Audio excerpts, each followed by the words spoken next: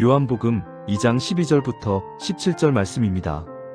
이 일이 있은 뒤에 예수께서는 그의 어머니와 형제들과 제자들과 함께 가버나움에 내려가셔서 거기에 며칠 동안 머물러 계셨다. 유대 사람의 유월절이 가까워져서 예수께서 예루살렘으로 올라가셨다. 그는 성전 뜰에서 소와 양과 비둘기를 파는 사람들과 돈 바꾸어 주는 사람들이 앉아 있는 것을 보시고 노끈으로 채찍을 만들어 양과 소와 함께 그들을 모두 성전에서 내쫓으시고 돈 바꾸어 주는 사람들의 돈을 쏟아버리시고 상을 둘러 엎으셨다. 비둘기 파는 사람들에게는 이것을 걷어치워라. 내 아버지의 집을 장사하는 집으로 만들지 말아라 하고 말씀하셨다. 제자들은 주님의 집을 생각하는 열정이 나를 삼킬 것이다 하고 기록한 성경 말씀을 기억하였다. 하나님께서 오늘 우리에게 말씀하시는 요한복음의 내용은 특별히 이미 예수님을 믿는 사람들에게 하나님께 예배한다고 말하는 우리들에게 들려주시는 말씀 같습니다. 너희는 교회에서 장사를 하고 있다. 너희는 나의 성전을 더럽히고 있다. 동의가 되시나요? 우리 대부분은 교회에서 장사를 해본 적은 없을 겁니다. 혹은 이 말씀을 보면서 교회를 통해 자신의 물질적인 유익을 추구하려는 사람들을 떠올릴 수도 있겠습니다. 그러나 주님께서는 이 말씀을 우리에게 주셨습니다. 성전은 어떤 곳인가요? 하나님을 예배하는 곳입니다. 그곳은 정결하고 거룩해야 하는 곳입니다. 고요하고 깨끗한 곳이어야 합니다. 그렇다면 우리의 성전은 어떤가? 이는 단순히 교회 예배당을 말하지 않습니다. 물론 교회에도 적용을 할 수 있겠지만 말씀을 묵상하는 이 시간에 들여다보아야 할 것은 성전이라고 불러주시는 우리의 마음입니다. 우리 자신은 어떤가요?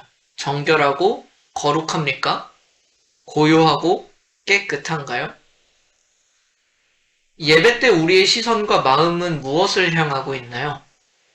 우리가 예배를 통해서 얻고자 하는 것은 무엇인가요? 만약 우리가 예배를 드릴 때 학교 시험을 생각하고 직장 문제를 생각하고 돈 문제를 생각하고 먹을거리, 놀거리를 생각하고 있다면 우리의 예배 초소는 깨끗한 것일까? 우리가 예배를 통해서 얻고자 하는 것이 내 돈 문제가 해결되는 것, 내 진로 문제가 해결되는 것, 내 관계 문제가 해결되는 것이라면 예배 처소 안에서 장사하는 자들과 과연 무엇이 다른가? 성전이라고 불러주시는 우리에게는 무엇이 자리 잡고 있는가? 예수님께서는 오늘 우리에게 그것을 보게 하십니다. 그리고 그분께서는 그 모든 것을 쫓아내셔야 하겠다고 말씀하십니다. 본문 12절과 13절을 보겠습니다. 이 일이 있은 뒤에 예수께서는 그의 어머니와 형제들과 제자들과 함께 가버나움에 내려가셔서 거기에 며칠 동안 머물러 계셨다. 유대 사람의 유월절이 가까워져서 예수께서 예루살렘으로 올라가셨다. 갈릴리 가나에서 있었던 혼인잔치는 무사히 그리고 즐겁게 마무리가 되었겠죠. 그 후에 예수님께서 어머니와 형제들과 제자들과 함께 가버나움이라는 곳으로 가십니다. 갈릴리 호숫가에 있었던 마을인데요. 그곳에서 며칠 동안 머무셨답니다. 그러나 길게는 머물지 못하셨는데 유월절이 가까워 오고 있었기 때문입니다. 당연히 예수님께서는 그 절기를 지키시려 예루살렘으로 가셔야 했습니다. 그렇다면 예수님께서 예루살렘 성전으로 올라가시자 일어난 일을 살펴봅시다. 본문 14절부터 16절입니다. 그는 성전 뜰에서 소와 양과 비둘기를 파는 사람들과 돈 바꾸어 주는 사람들이 앉아있는 것을 보시고 노끈으로 채찍을 만들어 양과 소와 함께 그들을 모두 성전에서 내쫓으시고 돈 바꾸어 주는 사람들의 돈을 쏟아버리시고 상을 둘러 엎으셨다. 비둘기 파는 사람들에게는 이것을 걷어치워라. 내 아버지의 집을 장사하는 집으로 만들지 말아라 하고 말씀하셨다. 예수님께서는 제사 때 사용하는 동물들을 파는 상인들과 돈을 바꾸어 주는 상인들을 책망하십니다. 그리고 그들이 장사하는 것을 모두 엎어버리세요. 상남자세요. 그리고 아버지의 집을, 성전을, 예배하는 처소를 장사하는 집으로 만들지 말라고 말씀하십니다. 그렇다면 이 모든 행위가 옳지 않아서 이렇게 하셨던 것이냐? 그렇지 않습니다. 하나님께서 구약 성경에 이에 대한 말씀을 가르치셨어요. 신명기 14장 24절부터 26절입니다. 그러나 주 당신들의 하나님이 그의 이름을 두려고 택하신 곳이 당신들이 있는 곳에서 너무 멀고 가기가 어려워서 그것을 가지고 갈 수 없거든 당신들은 그것을 돈으로 바꿔서 그 돈을 가지고 주 당신들의 하나님이 택하신 곳으로 가서 그 돈으로 마음에 드는 것을 사십시오. 소든지 양이든지 포도주든지 독한 술이든지 어떤 것이든지 먹고 싶은 것을 사서 주 당신들의 하나님 앞에서 당신들과 당신들의 온 가족이 함께 먹으면서 즐거워하십시오. 그러니까 상행위 자체가 문제가 되었던 것이 아닙니다. 그렇다면 뭐가 문제였냐? 그 일들이 다른 것도 아닌 예배를 드리는 처소에서 일어났다는 점입니다. 쉽게 생각해보죠. 제사 동물도 팔 수 있어요. 돈도 바꿔줄 수 있어요. 그런데 그 일들이 예배를 드리고 있는데 옆에서 일어났다는 거예요. 그렇다면 온전히 예배할 수 있겠습니까?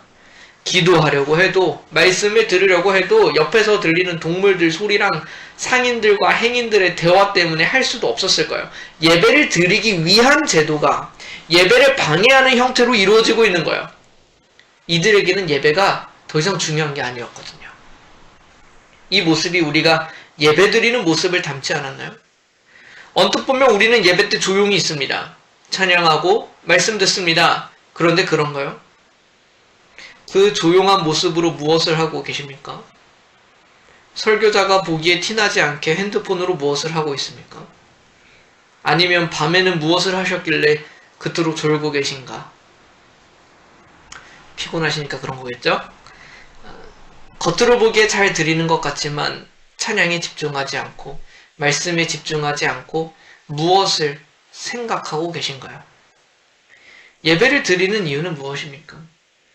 예배를 드리면 우리의 인생에 큰 문제가 생기지, 큰 위험이 찾아오지 않을 것 같아서, 예배를 드리면 하나님께서 무엇이라도 챙겨주실 것 같아서, 정말 간절히 마음에 바라는 게 있는데 이렇게 열심이라도 보이면 기적처럼 일어날 것 같아서 우리의 예배가 장사가 된 것은 아닌가? 왜 안타깝게도 성전에서 장사하는 자들에 대한 말씀에서 예배드리는 우리의 모습이 비추어질까요? 제자들은 예수님의 모습을 보고 성경의 한 구절이 떠올랐다고 기록합니다. 그 구절이 보여주는 예수님의 모습이 어떤지 살펴봅시다. 본문 17절입니다. 제자들은 주님의 집을 생각하는 열정이 나를 삼킬 것이다 하고 기록한 성경 말씀을 기억합니다. 예수님께서는 주님의 집을 생각하는 열정이 가득하셨대요. 주님의 집이 그래서 더럽혀지는 것을 두고 볼 수가 없으셨대요. 또 그래서 이런 일들을 하셨던 거예요. 이 구절은 시편 69편 9절 말씀을 인용한 말씀입니다. 주님의 집에 쏟은 내 열정이 내 안에서 불처럼 타고 있습니다. 그러나 주님을 모욕하는 자들의 모욕이 나에게로 쏟아집니다. 다윗이 기록한 시예요. 다윗도 하나님을 향한, 하나님의 집을 향한 열정에 불타올랐던 사람이죠. 그가 얼마나 주의 성전을 짓기를 사모했어요.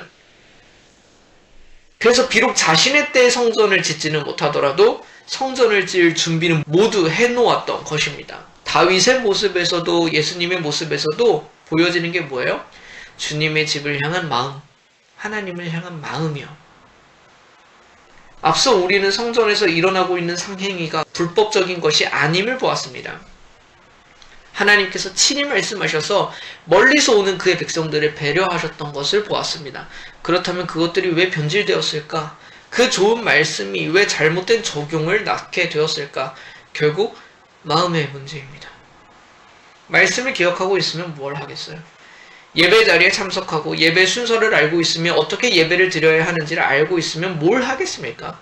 마음이 하나님에게서 떠나 있는 것이 문제인 겁니다. 어쩌면 우리는 아직까지는 겉으로 그런 문제가 드러나지 않았을 수도 있어요. 우리의 마음은 이미 하나님에게서 떠난 것은 아닐까? 하나님께서는 우리의 마음을 기뻐 받으신대요. 예배는 우리의 생각과 마음을 온전히 하나님께 향하는 시간입니다. 어쩌면 우리의 감동보다 중요한 것은 하나님께서 받으시는 예배를 드리는 거예요. 그런데 우리에게 그 모습이 사라지고 있습니다. 예배의 중심에 우리의 감동이 자리 잡았고, 예배의 중심에 화려함이 자리를 잡았고, 예배의 중심에 새로움과 재미가 자리를 잡았습니다. 혹은 예배의 중심에 내 삶, 내 학업, 내 직장, 내 생각이 자리 잡습니다. 그런데 모든 건 있는데 그 예배의 중심에 하나님을 향한 우리의 마음은 없는 거야. 본문 말씀은 우리에게도 정화가 필요하다는 것을 알려줍니다.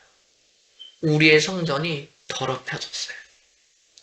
우리의 성전도 거룩하지 못하고 고요하지 못하고 정결하지 못합니다. 겉으로는 아무 문제 없는 것 같아도 하나님께 예배한다는 감각도 없고 마음도 사라지고 있습니다. 대신 그 자리에 세상에서 끊어내지 못한 생각들과 마음이 자리를 잡습니다. 온갖 잡생각들과 하나님께서 기뻐하시지 않으시는 가치관이 자리를 잡습니다. 우리도 하나님의 성전에서 각자의 장사를 하고 있습니다. 어떻게 해야 할까? 그래서 주님이 오신 거예요. 그리고 우리에게도 주님께서 일하셔야 합니다. 우리에게 있는 이 모든 것을 내쫓아 주셔야 합니다. 우리의 성전을, 우리의 예배를 거룩하게 해주셔야 하는 거예요. 왜 그런가? 우리 스스로 이 일이 되지를 않습니다. 생각하지 말라고 해도 우리는 생각합니다. 졸지 말라고 해도 졸아요. 마음을 다하라는데 내 마음대로 내 마음을 바꾸지를 못합니다. 인정해야 하는 거예요. 우리는 우리 스스로 성전과 예배를 깨끗하게 할 수 있는 능력이 없습니다. 구해야 합니다.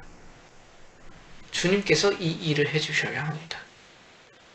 우리의 예배를 돌아봅시다. 우리의 마음을 돌아봅시다. 우리가 주님 앞에 지금껏 무엇을 드렸냐 하는 말입니다.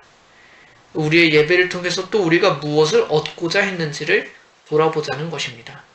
그리고 주님께 진실되게 구하기를 소망합니다. 주님, 제가 예배를 더럽혔습니다.